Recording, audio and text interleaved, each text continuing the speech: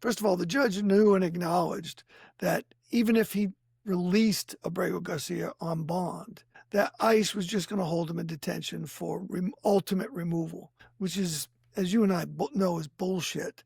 But what was fantastically unusual about this case was that the judge said that the government hadn't even presented a case that would warrant a detention hearing. It proves the point that the government is overcharging and overdoing things to save face, right? So when a person is arrested, there's the Bail Reform Act, which came into being in 1986, right?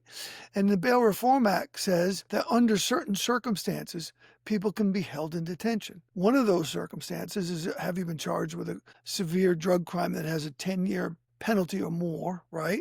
Another reason you can be held is because you are serious risk of flight. And another reason you could be held is if your case involves a minor. Okay, this court's opinion was entirely unusual because the judge said they hadn't presented a case where they could show that the crime involved a minor, number one. And number two, they hadn't made a case for the fact that he was a risk of flight or a danger to witnesses, right? So the judge said that the government's case was such bullshit that he wouldn't even give him a hearing.